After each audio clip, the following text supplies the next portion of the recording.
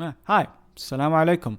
My name is Nawaf Salah, and today's video will be the first video of many, inshallah, about radiology and specifically chest imaging.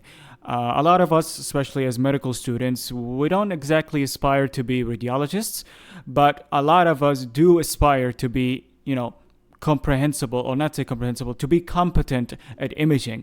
Because as you know, a clinician, regardless of their specialty, unless you're dermatology, but regardless of your specialty, every clinician has to be good at three things: ECG, chest imaging, as well as acid base. And in this case, we're going to be looking at radiology chest imaging, where we're going to be reviewing cases from radiopedia.com. It's a website where you can review cases uploaded by other people in the community. And it's also a place for, it's a place for education. You can learn about a lot of topics in radiology. There are also textbooks, but if you're not a fan of textbooks, then radiopedia.com will be an excellent resource for you. But now in today's video, we're going to be revised together about a case. And in each case, I'll ask you to pause the video and tell me what finding do you see. Afterwards, you can resume the video, and after you resume the video, you'll find out whether or not you got it correct. Where we were going to look at the finding, and we're going to look at the diagnosis that came out of it. All right? All right. So now, first thing first, let's look at the presentation of the patient. So as you know, in any chest imaging, there's always going to be a case presentation. It's the same as ECG. You cannot really read an ECG if you don't know the purpose. You need to know the patient's presentation in order to know what to look for on an image, be that ECG or a chest imaging or any other type of imaging. So in the presentation, we have a 60-year-old female that is presented with chest pain, palpitation, and shortness of breath. So let's look at the chest x-ray that was ordered. Now, if we look at this chest x-ray, pause the video and let me know what you see. So if we look at this imaging real quick, first of all, we want to comment what type of imaging are we looking at. So this is a chest x-ray taking on an AP view, or that was taken on an AP view. Now, the abnormal finding that could be seen here is that there is an enlarged cardiac silhouette. So an enlarged cardiac silhouette, or in other words, an enlarged cardiac shadow, as you can see right here, it indicates that there is cardiomegaly. Now, if there's cardiomegaly, there's a variety of causes of cardiomegaly. That can be a problem with the heart itself, or there can be accumulation of fluid surrounding the heart, and that is specifically pericardial fluid, so in a case of pericarditis. But before I go on to further comment on the abnormal finding, let us revise one another how to search an imaging in general. Is there any other abnormal finding that could be seen here besides cardiomegaly or an enlarged cardiac silhouette or enlarged cardiac shadow? So as you know, in a chest X-ray, a lot of people have their own way of searching an image. I'll show you my own way. So starting with the diaphragm or the hemidiaphragm. If we look at the hemidiaphragm, I want to look at the borders of it. So I can see here there's no abnormality in the shape of the hemidiaphragm. And specifically for the right one, there is no blunting of the costophrenic angle. You see this sharp edge? It is not blunted. It's still sharp. And that is specifically the lateral costophrenic angle. But if I look at the left side, I can see the borders of the left hemidiaphragm. I can see it, but barely. But if you notice, the borders of the left lateral costophrenic angle, if you compare it to the right, it has been obliterated. It has been blunted. So this suggests to me there's accumulation of fluid. And this accumulation of fluid that is blunting the left lateral costophrenic angle suggests a left-sided pleural effusion. So that's what we're looking at here. There's a left-sided pleural effusion. And if we look at here as well, we can see there are devices that is hooked onto the patient. And these devices are ECG LEDs. And that's not surprising because the patient presentation suggests a CVS problem, right? A cardiovascular problem. So that's another abnormal finding. So just from examining the diaphragm or structures that are near to the hemidiaphragm, we can find that on the left side, there is a blunted costophrenic angle. And if we look at the ribs, overall, the ribs, and especially the pleura, which is normally invisible, we can see there is no abnormality. So you can imagine my mouse. It is practically my eyeballs. What am I looking at? So the ribs, specifically the posterior ribs, they are horizontal. They are completely normal. And the anterior ribs, which are angulated, they are also completely normal. There's no erosion. There's no lesions in this region. So this right side is completely normal. And now if I go to the left side, again, I scan. I also scan for the shoulder as well. I look at the shoulder, I look at the clavicle, I look at the bones in general. I look at the left side, and overall, I can see that it's relatively normal. I just see that there's a blunted left costophrenic angle as compared to the right. All right? Now that I finished with that, now I'll come towards the lungs. Now, when I come to the lungs itself, I'm looking at the black fields. As you know, the lungs consist of air, or specifically alveoli composed of air. And air appears as black on a chest X-ray, right?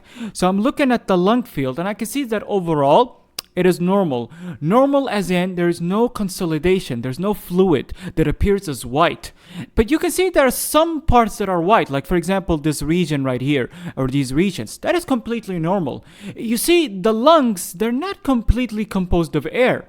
They're also composed of blood vessels. And blood vessels that are coming from the lung itself, from the hilum.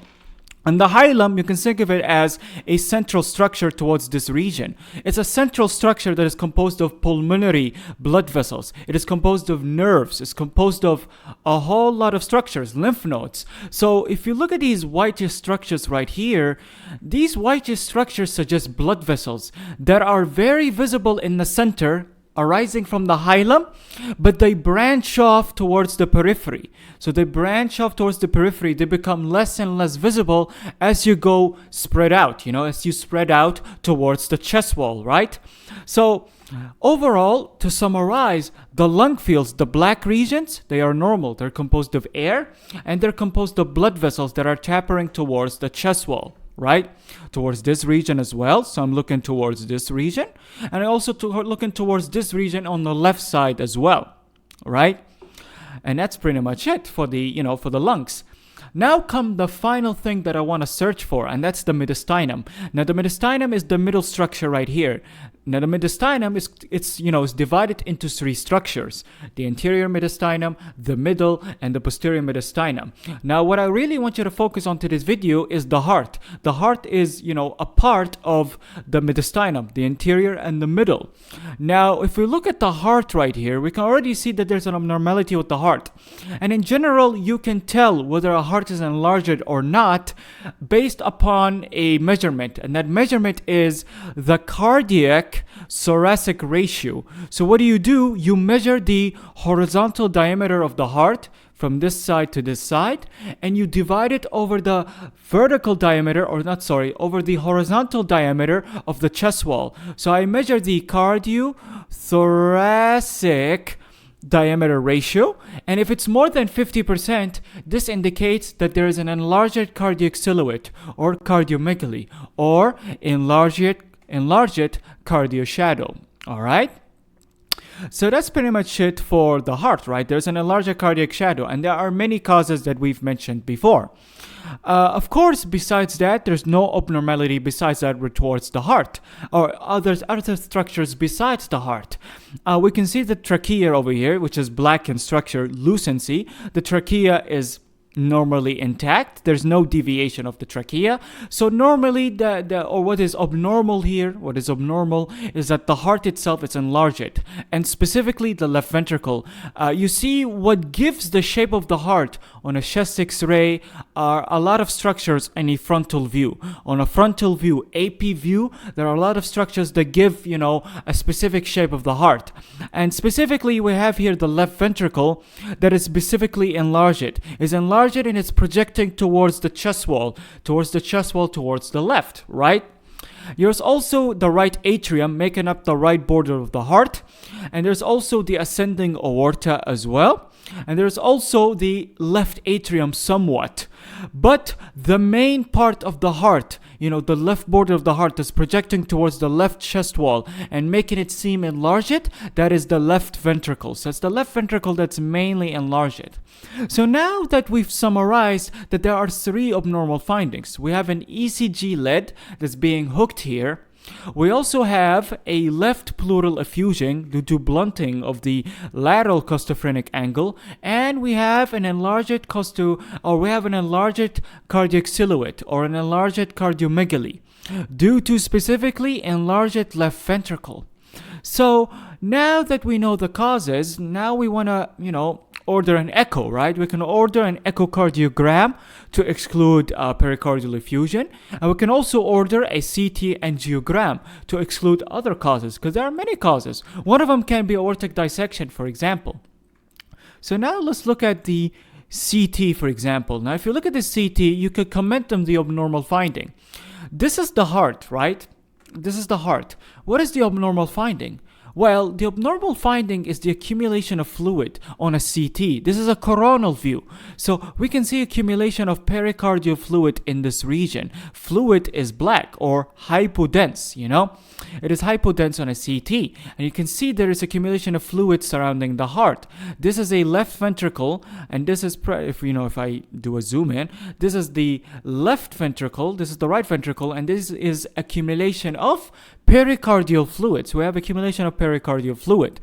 Now the pericardium normally is about 1 to 2 millimeter max, but here we have up to 15 to 20 millimeter thickness. So this suggests to us on this CT coronal that there is pericardial effusion, suggestive of pericarditis, for example, Now, this case discussion summarizes that we have a case of enlarged cardiosilhouette due to pericardial effusion with left pericardial with left pleural effusion as well.